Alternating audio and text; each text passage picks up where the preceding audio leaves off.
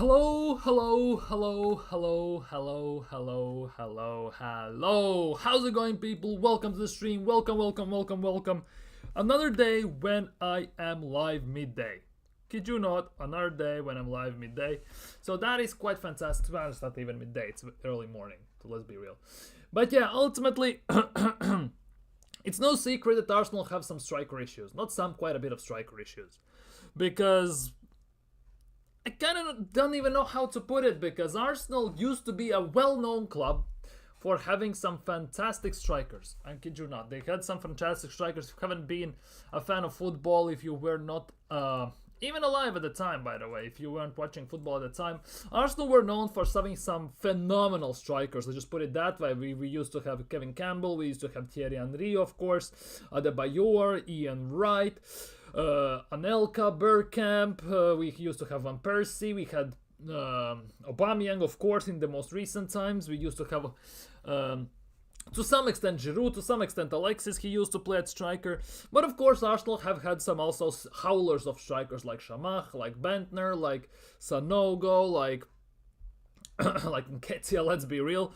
But yeah, ultimately, overall, if you look at Arsenal, we used to have some fantastic strikers. But in the recent times, especially since Mikel Arteta has taken over, that genuinely has gone downhill quite heavily. Quite heavily.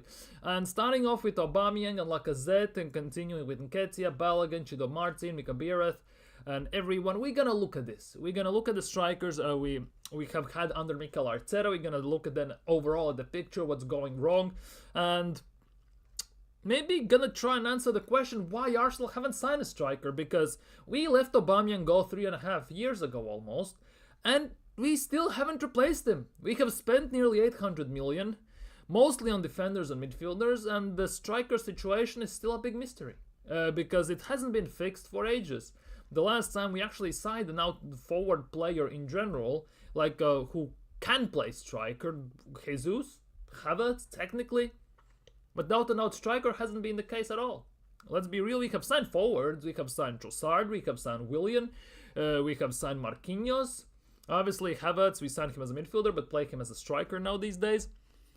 So overall, we have had chances in markets to sign strikers, but we've never taken a punt on anyone. Because every single market there's an opportunity to sign someone. And not just someone, we could sign pretty much everyone if you pay the right money, and there have been some bargain deals on the market. We haven't taken advantage of those.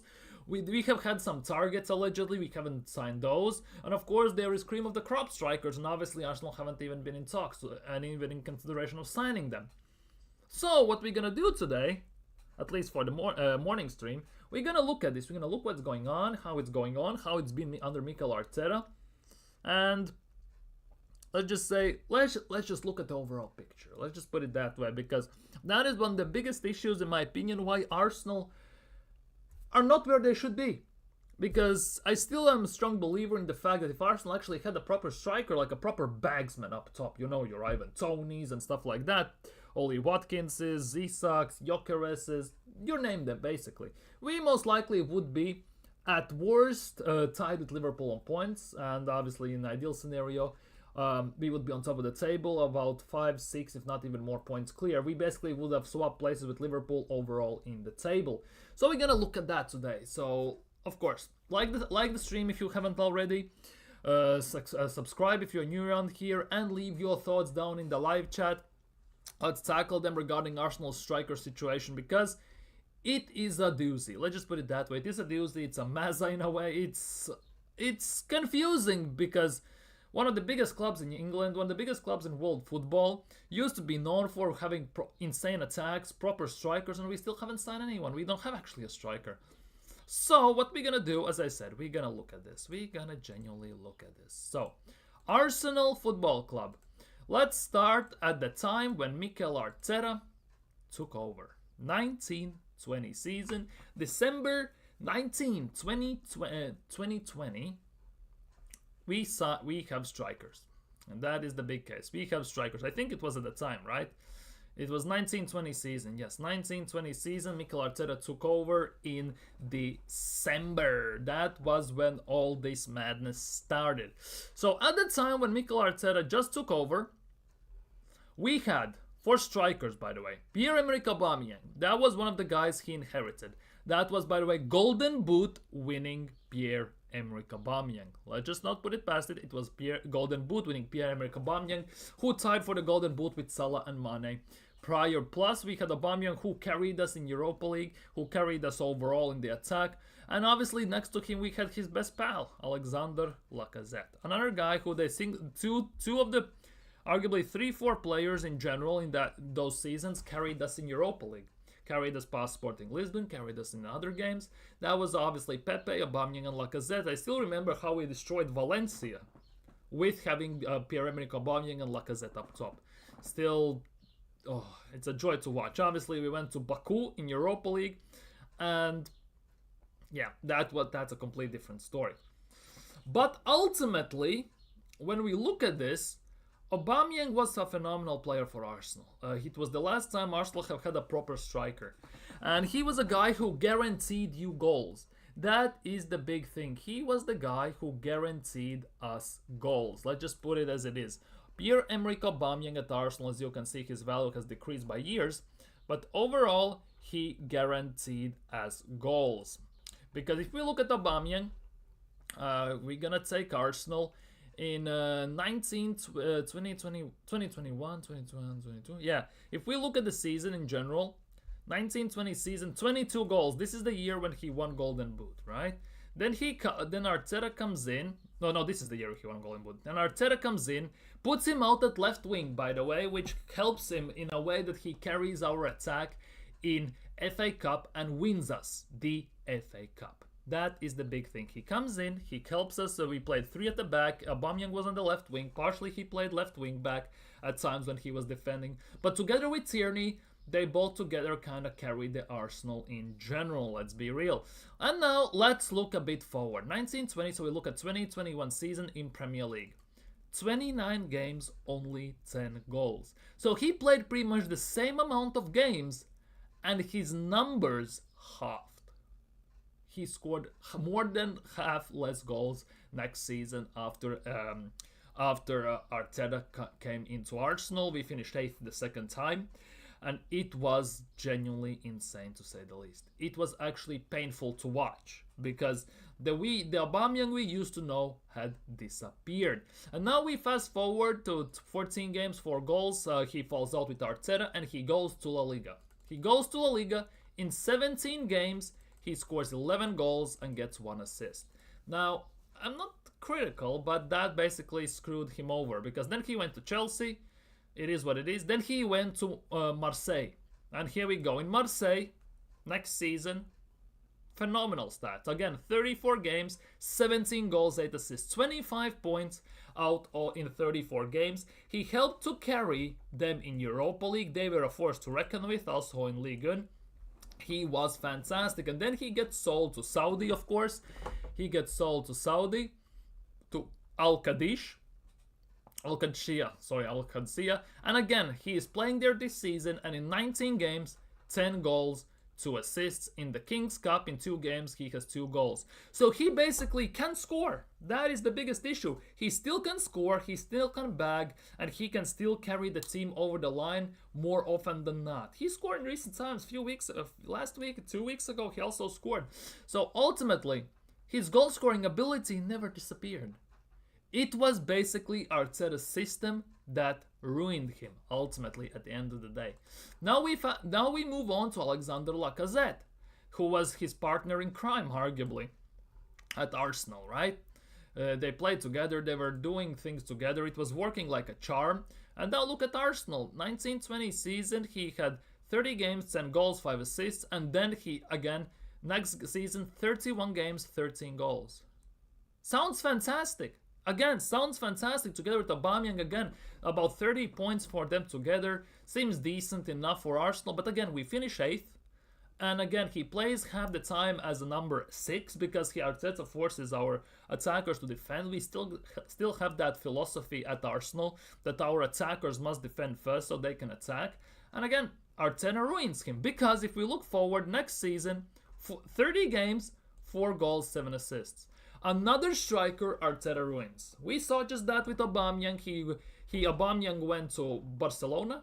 He bags goals there, wins the league. He goes to Chelsea, doesn't work out. But again, he then moves to Marseille. He carries the Marseille to maximum extent. Now he moves to Al Qadsiya, to Qatar, to Saudi, and he's carrying the team there as well in the attack. But at Arsenal, as soon as Arteta comes in, you can see a slow but very massive decline in our strikers. Starting with Aubameyang, continuing with Lacazette, because it's not a coincidence that obviously as soon as he leaves Arsenal, again, 35 games, 27 goals, 5 assists, 32 in 35. Now, season afterwards, the last season, in 29 games, 19 goals, 3 assists. Now we fast forward to this season again, 7 goals, 2 assists in 19 games. Yes, the numbers may not seem the same. It may seem a bit lower to Lacazette's standards, but at the same time, as you can see, 3 more seasons we easily could have gone out of him. And he plays, he's the captain, he scored a hat-trick, he scores, sometimes he's not in the squad, but he still bags. That is the biggest issue here. That is the biggest issue here. And that is only looking at each situation at Arsenal for strikers when Arteta just came in 1920 season. 1920 season. Now, let's look at Nketiah quickly, just because, well, we kind of have to. It's Edin Nketiah, let's be real. In 1920 season, he comes in, he plays 13 games, 2 goals, as you can see. Nketiah basically doesn't bag in Premier League almost whatsoever. If we look at all seasons, we're gonna look at Premier League specifically, because that's what's basically our main thing that we're gonna discuss today. If we look at,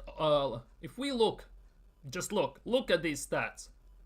Edin Nketiah, 134 games in Premier League, 19 goals, 6 assists, so 25 points in 134 games, which on average, and I kid you not, I'm talking about averages now here, just to make him look a bit better, it comes down to getting less than a point every 6, almost about 0.8 points, 0.8 points every 6 games. Is that sustainable? Is that sustainable? Big up Pepper in the chat. Big up Pepper, my guy. Arteta clearly does not want a proper striker. That's what it feels. That's what it feels that way. That it looks like that. We're gonna get to this season. We're gonna try and reassess and kind of put this all together. What we have seen over the years, of course. But now look, Arsenal. There was one season when Nketiah basically scored against United. He carried us to some extent. Let's be real. He wasn't carrying us at all because he hasn't scored more than 5 goals a season ever. He has 25 points in 134 games. He gets less than a point every 6 games. That's embarrassing to maximum extent. Look, 18 games, no goals for Crystal Palace, by the way. That's how embarrassing it is. And now, if we look even at Arsenal, 18, right? Don't remember, 18. 19, 20, 21, 22, 23, 24, 25, 26, 27, 28, 29, 30, 31, 32, 33, 34, 35, 36. So, Nketiah, who Arteta preferred to Balogun, by the way, hasn't scored in Premier League in 36 games in a row. And the last time he scored, when he was on the pitch, I'm not counting the bench, was the hat-trick against Sheffield United in 2023, October 28th. October 28th in 2023 was the last time Edin Nketiah scored in Premier League. This was the guy we subbed on against Bayern Munich to save our season in Champions League last year. This was the guy who was leading the line countless times for Arsenal in previous seasons. A guy who hasn't scored more than 5 goals a season in Premier League yet, and now hasn't scored in 36 Premier League games in a row. I'm sorry, but that is utter disgrace. And now we looked at that only from 1920 season. We are now going to look once next season for Arteta.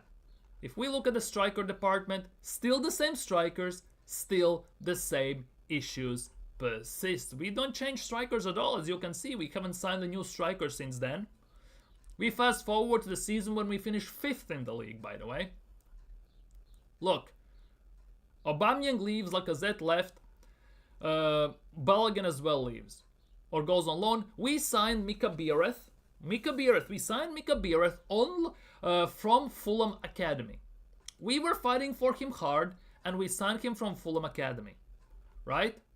And now if we look just by filter by competition and we look at Premier League, right? As soon as it loads, by the way, because it's a bit slow. He hasn't kicked a game for Arsenal whatsoever. He hasn't even kicked the ball for Arsenal whatsoever. Not in the squad. He was on the bench for the 0-0 against Burnley, the season when we finished 5th. But he hasn't been with the squad whatsoever. But again, you notice that the striker department has not changed. Nketiah, Lacazette, Aubameyang, Balogun, just Biereth signed from Academy from Fulham. Now, first season, we finished 2nd, and we play very expensive attacking football. We have still Nketiah, Kenyon Edwards, Oyedeji is at the club and everything. Okay, cool. We signed Gabriel Jesus, which on the face value seems kind of nice, right? We signed Gabriel Jesus, by the way. So that kind of seems like a muy bien kind of, because I really like Jesus when he just signed. He was balling at Arsenal when he just signed. He was one of the main catalysts why we could play the way we played that season. He actually was very, very fantastic in my opinion for Arsenal. Until the World Cup in Qatar hit, he meshed up his knee against Brazil. He has a surgery. Arteta rushes him back towards the end part of the season because he needs strikers to challenge for the league, of course, because we were 8 points clear. But again, that causes another injury, then another injury, and now he has messed up both of his knees, ACLs, and has had 4 surgeries, ultimately. And now look, he hasn't scored more than 14 goals as well in Premier League. And I would put a very strong argument, and I don't think anyone would disagree per se, that actually Gabriel Jesus is more a winger than actually a center forward. From wing, he doesn't have to rely on scoring as much because he said himself that scoring is not his main trait. He likes to take on, he likes to dribble the ball, he likes to take on opponents, so it works like a charm ultimately, let's be real. So that is his preferred position at the right wing. And he predominantly also, he has played about many games at wing for Man City as well, of course. And look, best season for Arsenal was the first season. 11 goals, 6 assists in 26 games. Which actually is not that bad, arguably. Given that he was out for about 4 months with an injury and everything, he was rushed back and he wasn't in the best of forms. It's actually not that bad if you want to justify it to some sort of way, shape or form. Because I like Jesus. I really do. But the injuries have really destroyed him. But then he gets injured on a more consistent basis, he plays and everything, but then he genuinely tanks. He has 4 goals, 5 assists in 27 games. That, by the way, is Eddie Nketiah numbers. He's getting the same numbers as Eddie Nketiah was getting for Arsenal when he was here on 100 grand a week. And let's be real, Jesus is on 60 grand a week. 260,000 pounds a week is Gabriel Jesus. And he's putting up the same numbers as Eddie Nketiah. That is not good. Not good whatsoever. Let's be real. Let's say it as it is. And of course, this season, he again is injured for most of the time. 3 goals in 17 games. And that's the hat-trick he scored against Crystal Palace. That's the hat-trick he scored against Crystal Palace. 1 game he scores a hat-trick and that's about it. Besides that, he has done nothing. And that is the only strikers we have had. Because Edwards and Oyedeji haven't kicked the ball for Arsenal's main squad. And that was the first season. Now, if we go fast forward to last season that just finished, and is the same thing. Okay, we have Kai Havertz now in the team, but Arteta said himself he signed him as a midfielder. And it didn't work as a midfielder. We saw that for half a season, so he had to somehow try and do something else. So what did he decide to do? Put him up top. He decided to put him up top. And that kind of has worked, let's be real. For him, it actually worked. If we look at 23-24 season, his stats actually are not that bad. 37 games in Premier League, but 20 points. Given that he played half a season from midfield, you could argue it's not that bad. especially for a guy who needs time and everything. But it's not about that. As you can see, he played half a season, not even half a season, he played 24 games as a midfielder. And he got 4 goals, 1 assist. 4 goals, 1 assist from the 21 points he got. Then we put him as a center forward, by the way. And as you can see, starting from February 17th, which was ironically exactly a year ago, well, one day added, but exactly a year ago, he pretty much bags every single game. Only games he doesn't bag is when he played in midfield. Ironically enough, that's the game that we lost against Aston Villa, which many Arsenal fans, Top Gunners, want to argue where we lost the league. We didn't lose the league there. We lost the league in other games where we basically drew against Fulham, we lost to Villa away, we lost to Newcastle, we lost to West Ham, we lost to Fulham. Those are the games where we lost the league. Not this one game against Aston Villa, let's be real. But look, him at center forward, he actually was bagging goal and assist, goal and assist, goal, assist, goal and assist, assist, 2 goals, assist, goal as well. And to some extent, that actually was the worst thing that could have happened to Arsenal. As much as I enjoyed being in title race, pushing it down to the last game week, which is fantastic, which is exciting for the league, which I'm very happy with as well, at the end of the day, this also put out the incentive and the possibility and the option for Arteta to justify not signing a striker last summer. Think about it. Because Havertz did it for half a season, there is a big precedent for Arteta to look at it and think, well, if he's done it before, he can do it again. But the biggest issue comes with that. He played for Arsenal in 23-24 season. In 23-24 season, Kai Havertz overall in 23-24 season for Arsenal alone played 51 games. 51 games. 51 games. Is that good? And if we look over, he played 51 games, and he played for Germany as well. Let's not forget about that. He played also for Germany. 5 games as well for Germany he played. So he played 56 games last season. 56 games. And now if we fast forward to this season, which obviously we will have to do because our attacking options haven't changed, he has played 34, which is basically 88, plus he has played for Germany 4 more games. He has played 92 games in 2 seasons. 92 games in 2 seasons. That comes on average of 46 games. 46 games a season.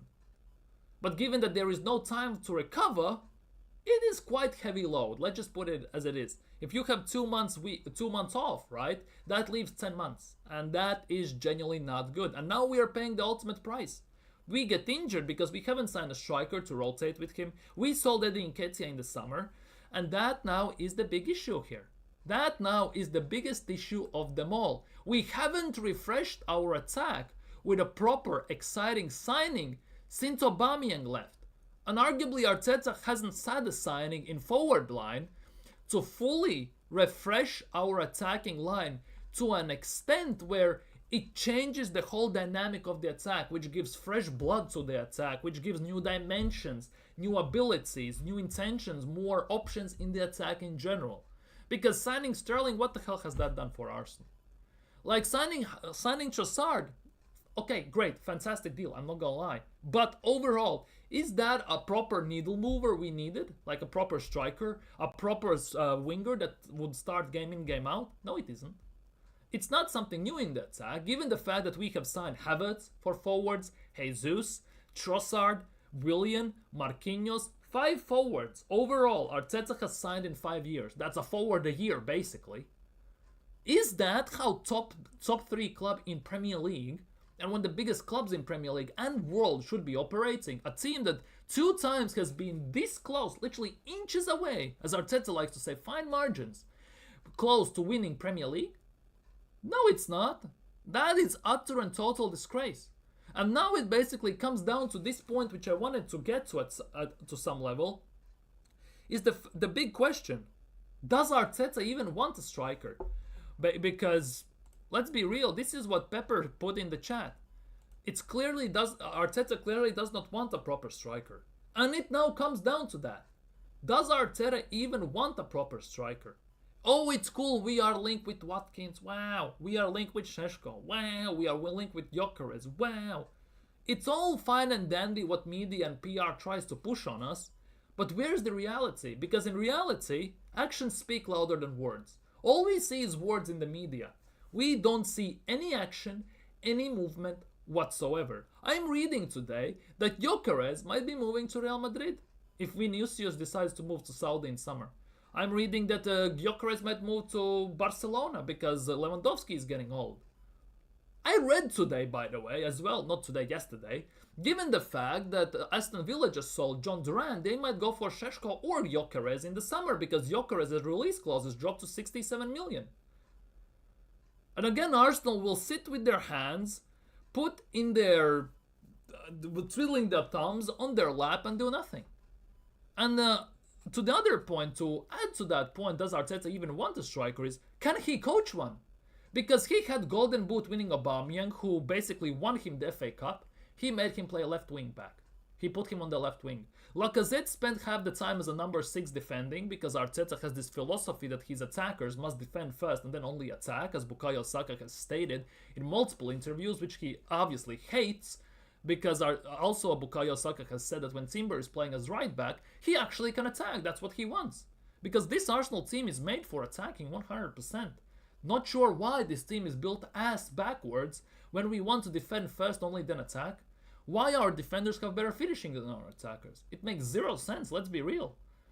And now, as I said, it comes down to a point, does Arteta even want to sign a striker?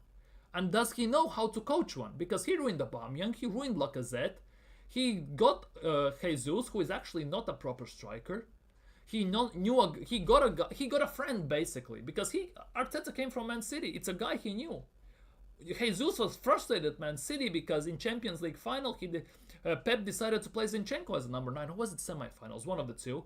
And Jesus went home crying basically in the hotel and called his grandma or mom and said he wants out of the club. He signed a friend basically. Oh, you got a friend in me. Toy Story and all that. Like, let's be real. Then he signs Havertz, which he openly says he wants to play for midfield. And then when it doesn't work, he throws him up top. He has a good half season. He decides that he can do it for the rest of the year next season. And now we are facing him playing 92 games in 2 seasons, and now he's injured. And now, again, I still haven't gotten to my point, by the way. Does Arteta even know how to coach a striker? Because he hasn't signed a proper striker. He has ruined 2 proper strikers he used to have at the club, which was Aubameyang and Lacazette, let's be real. And when he was at Man City, they didn't have a proper out-and-out striker like Erling Haaland. They had, Aguero, who is a center forward more than a striker. Then they had Jesus, who was drifting wide. They used to play KDB, Zinchenko, Grealish as a number 10. Mahrez is a number 10. I'm sorry, I'm thinking about number 9s. Mahrez is number 9. KDB is a number 9. Zinchenko is a number 9 and all that. So Arteta actually hasn't seen how to coach properly an out-and-out striker like Dzeko, like Haaland, like Jovetic, the guys that used to wear at City. He hasn't seen any of those, which is very weird because when Arteta was a player, he was in teams where they had actually strikers. Yes, maybe they were not the best strikers in the world, let's be real, but they had proper strikers. And he hasn't signed a proper striker since. Dovbyk was last summer available for £25 million, £29 million, I think. He went to Roma. He even denied Atletico Madrid. Let's be real. Šeško denied us because he got told that he's gonna play second fiddle to Kai Havertz. Oh well, he denied us. Ollie Watkins, they wanted 60-something million. Arsenal offered about 35, 40. Gyökeres, we are not paying that because Arsenal apparently are idiots, let's be real. Oh, but what he can do in Premier League. As if Gyökeres wasn't playing in Championship for Coventry and wasn't doing his business there, let's be real. Let's just stop these arguments and excuses. And now Morata was even available, by the way. Apparently Arsenal almost agreed a deal with Morata in January, but Galatasaray came in and swooped the deal right under Arsenal's feet. Even Morata at this stage at striker would be fantastic. Let's be real, whether you rate Morata or not, That's not the case. But he has countless trophies to his name. He has played almost every single place in the world, what it feels like, but he has countless trophies to his name. We haven't signed Osimhen. We haven't signed any players we have been linked with. Guirassy from Stuttgart, who went to Borussia Dortmund, was available for 15 million euros last summer. Boniface was available. We didn't sign him. We haven't signed any out-and-out striker. And I'm sorry, I almost have no trust in this board and Arteta to sign anyone this summer as well.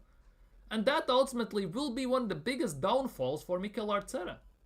In my opinion, that Havertz signing was basically the sword that Arteta will basically fight till the victory, or it will be the sword he's gonna die by.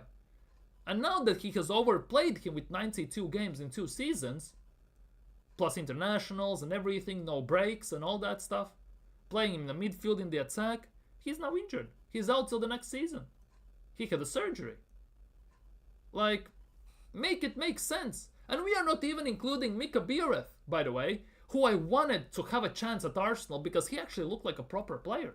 We signed him from Fulham. We were fighting to sign him from Fulham from a scholarship deal to a somewhat professional deal in our academy. Then he comes to Arsenal. He goes out on loan to Waalwijk in Netherlands. Then he goes out on loan to Motherwell. He gets called back in January last year. He gets loaned out to Stuttgart, where he wins with them, by the way. And he does well there. That they buy him for 3 million this summer, or 4 million this summer. Half a year, just January passed, 12 million, he goes to Monaco. At Monaco, by the way, 5 games, 7 goals, 2 hat-tricks. Oh my days, we don't have options. Chido Obi-Martin, he saw what Arteta did with Lacazette, with Aubameyang, with Balogun, with and everything, and Nketiah to some extent, and he said, well, I don't want to be part of this mess, and he pissed off down to Manchester United. Again, United, if he becomes a proper player, this is another guy that United will have stolen from us, just like they did with Van Persie. Van Persie also left because Arsenal told him in the face that they have no ambition. Basically, they don't want to sign necessary players to fight, to succeed and everything. And Van Persie said, well, screw this, I want to win trophies. He went to United, and he won trophies instantly. He won Premier League. And let's not kick around the bush. United's tactics at that time were not that smart. Let's be real, they were one-trick pony in a way. Hoof the ball and hope Van Persie scores. And he did that. That's the biggest thing. He actually did that and won them the league. And then we go to Balogun, who had phenomenal season at Reims, by the way, one of the top goal scorers, comes back to Arsenal. He asks for some guarantees in game time. Arteta says, no, screw you. You haven't played for Arsenal. I'm the man in charge. He sells him, gives Eddie Nketiah 100 grand a week, by the way, and keeps him at the club. And by the way, when we gave Eddie Nketiah 100 grand a week, we could have signed Isak from Sociedad. He was available. Arsenal were looking into him. Remember that summer? But the Sociedad wanted 70 million. At the time, all these Garlicks, Lewises, everyone that's in charge in the hierarchy said that his value doesn't represent what he can do on the pitch. The valuation was too high and they didn't want to pay that. So how comes now we are willing to pay 150 for him? 150 when Newcastle are asking for this. And the only chance, any chance, let's be real, unless some big club pays 200 for him randomly, and it's Newcastle, they owned by Qataris, they don't even need to money and everything, right? Only chance Isak has any chance of leaving Newcastle is if Newcastle doesn't get Champions League. And Newcastle actually are a very big threat this season. They are looking fantastic. They have recovered from the downfall they had in the early stage of the season, and they are rallying it up. They are in the cup finals and everything. They're actually in a proper form. Everything Arsenal are doing in the forward striker department specifically is ruining the club. We don't have any inkling from the days I used to remember and I used to love Arsenal for having these phenomenal strikers, as I said in the beginning of the stream, like Kevin Campbell. May he rest in peace, the late Kevin Campbell. Like Ian Wright, Thierry Henry, Dennis Bergkamp, Anelka, Adebayor, Van Persie, of course, Aubameyang, some extent Alexis Sanchez, and all these players. Remember those days? Remember? Obviously, we had some bad ones like Sanogo, Chuba Akpom, Marwan Shanach, Niklas Bentner, and everything, but they at least could have scored. We actually still had strikers then. We don't even have a proper striker right now. In Arsenal's team currently, I would love to have Olivier Giroud up top. As much as it pains me that he basically screwed us out of the league the year Leicester won it, by the way, still, Giroud was the guy. He now would be cooking at Arsenal given how we play and the chances we create. He would be a 20-plus goal bagsman up top for us. I kid you not. Because for Arsenal, the way amount of chances we create, and we have Havertz up top, a proper striker bags at least half of those that Havertz misses still. And Havertz has 9 goals in Premier League. Our striker would be on about what? 17, 18, 19 goals? That's on the same level as, you know, your Chris Woods, Watkinses, and Salahs, and everyone up there, Haaland's. It's actually embarrassing what Arsenal are doing in this regard. And that's the biggest issue. This club has no ambition. Because as soon as we sign a striker for this club specifically, there are no more excuses. There's no place to hide for Kroenkes, for Arteta, and let's be real, for top gunners as well, because Arteta then will have provided every single player he needed. On the counterpoint, Kroenkes gave him 800 million. It's not their fault that Arteta spent 300 something on defense and midfielders alone and left only 150 on the attack. It's not about, to some extent, the money you get given. It's how you spend the money you get given. And it's pretty obvious that Arsenal have spent it pissing down the wind left, right and center on subpar signings that are basically low-end Premier League Championship level players. And that is the biggest frustrating and most annoying part of all of them. We look at reality and not hypotheticals. Exactly. If we look at reality, it's done. It's genuinely done. But that's the biggest issue. Hypotheticals, in this instance, is the ones that pain the most. It's because the players that leave predominantly Arsenal for one reason or another, more often than not, succeed wherever they go. Xhaka left Arsenal. We still haven't replaced Xhaka, by the way. We have Declan Rice there, we have Merino there, but nobody is unlocking Martinelli like Xhaka did together with Kieran Tierney and or with Zinchenko. The way we played in 22-23 season, nobody's unlocking him that way. With overlaps, cutting sides, opening the spaces, dragging away defenders, giving Martinelli more freedom so he can attack with pace. Nobody's doing that. But yeah, that the hypotheticals, right, Pepper especially, that's the biggest pain here. Because we used to have strikers. We had strikers. The hypothetical that pains the most in all of this is that they never get given a chance. Arteta preferred having Eddie Nketiah over Balogun. He prefers to have Havertz, sell Nketiah, and also sell Mika Biereth, who is balling at the moment. Chido Obi-Martin saw all this mess and said, oh, screw this, I don't want to be even part of this mess one single bit. Basically, the way we treat the main team says the precedent how the under 20s, under 18s, 16s, everyone will look at of their chances getting into our main squad. And the way we have treated the striker attacking positions is no way to look at it. That's the worst part, the striker situation. And that's the thing. And as I said, the most players that leave us, ironically enough, succeed. Xhaka left. Wins the baby double, could have won the treble, by the way. Went invincible last year with Xabi Alonso. Won the Deutsche Pokal. Then went to Europa League final.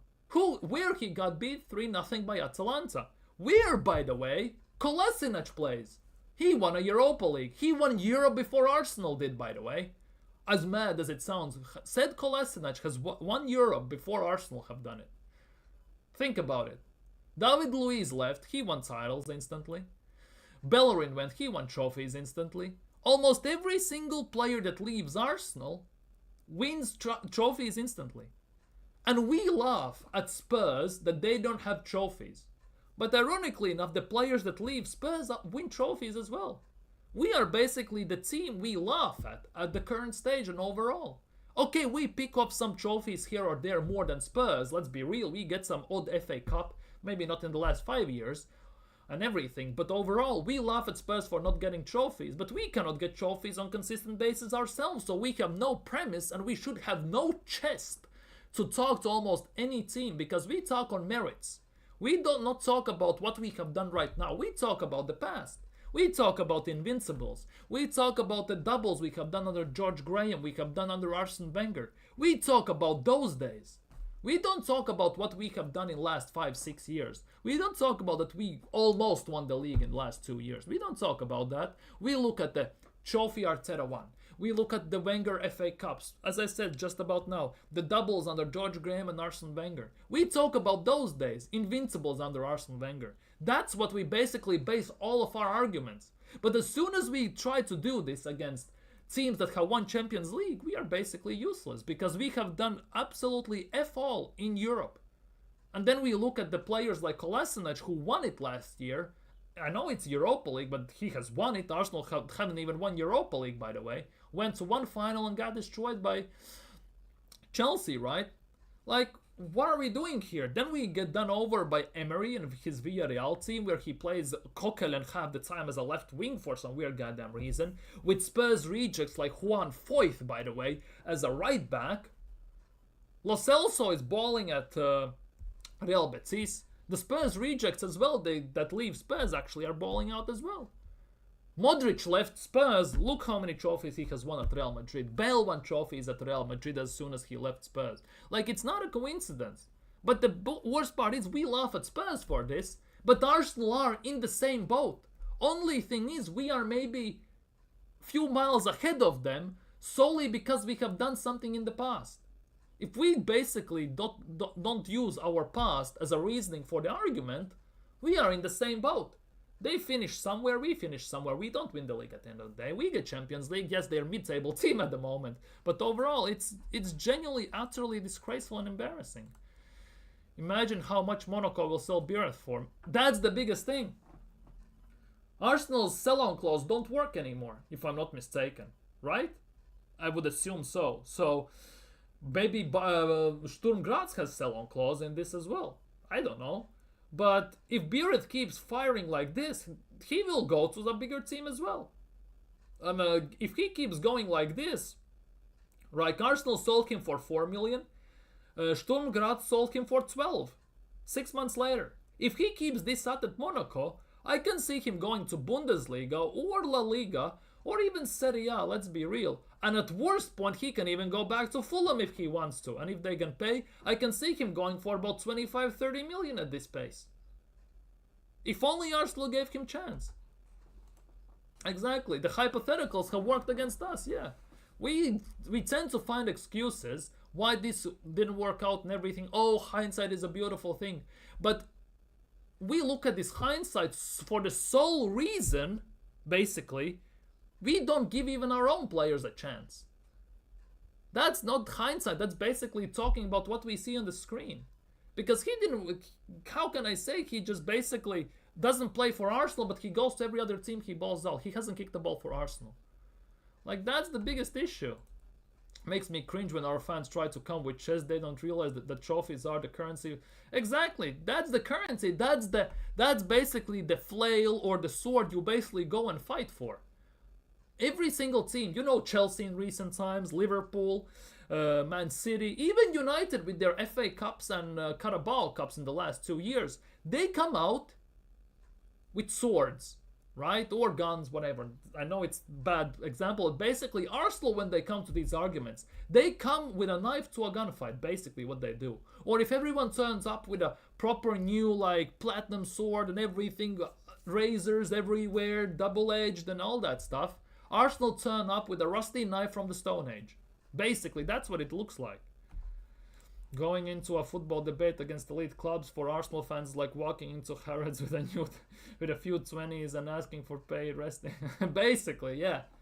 Exactly. That's like Arsenal go to buy a Ferrari and Ferrari have, let's just say, 1.5 million price tag, and Arsenal try to bargain about, I don't know, 500,000 off just because, well, they have something. They have something in the past at the end of the day. Like, it's actually like, I don't know. It is what it is, but the striker situation needs a massive fixing at Arsenal. And it needs to be done right now with no excuses, because this is getting embarrassing.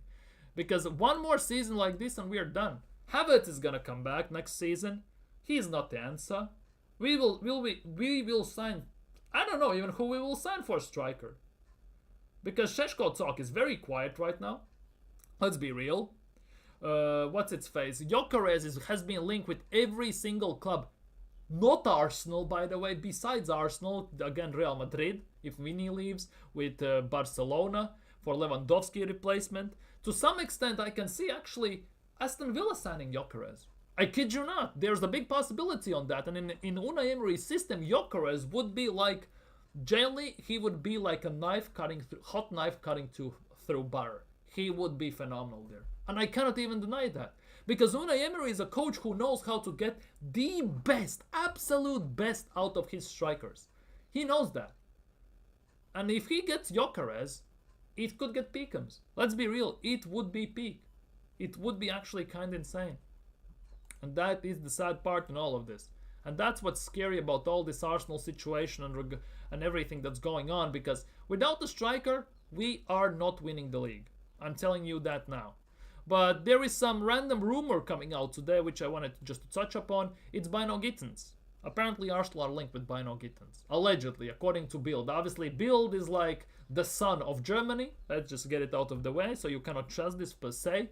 But Borussia Dortmund want 85 million for Bino Gittens this summer, with Arsenal, Spurs and Chelsea among the club interested in the 20-year-old. And as much as I want to sign all these players, the biggest issue is I don't know if he will do good, because we have Mikel Arteta at the wheel. He hasn't developed a single player personally to get better. Saka's GA has gone better. He does some things on the pitch, but compared to what he was doing on the pitch about 3-4 years ago, it's night and day. It's not the same. He doesn't have the same movements, the same pizzazz, the same tricks and skills anymore. And I'm afraid that same thing will happen to Ethan Nwaneri. Because Ethan Nwaneri at the moment is moving similarly like Bukayo Saka, taking on players, dribbling between 3-4 players, taking them on, shooting, passing, crossing. And Mikel Arteta, to some extent, has taken half of that away from Bukayo Saka, and I'm afraid if that Mikel Arteta stays here for the next 2 years at least, still, he will take that out from Ethan Nwaneri as well. Ethan Nwaneri again will become a system player like Bukayo Saka has. And that is for me also a big worry. We have very bright talents in our club. Saka, Nwaneri, Miles Lewis-Skelly. 3 big talents from Hale End. And the worry is that Arteta will waste them and ruin them. And getting them back to the days they were, I don't know if it's going to even be possible at some point. But yeah, I think on that note, I've said the piece off my chest. I've got this off my chest. Let me know what you think in the comments below. I'm gonna be back this evening, of course. I should be back this evening. We'll see what we're gonna talk about then. But for this morning early stream, I kind of like these morning streams when I'm not going to work. It's kind of nice, I'm not gonna lie. But yeah, for now, that's gonna be it. So take care, have a nice day. If you haven't already, like, subscribe, comment, hit that bell, all that good stuff. Take care, have a nice day, have a nice work, have a nice relaxation if you're doing any of those things, and see you all this evening.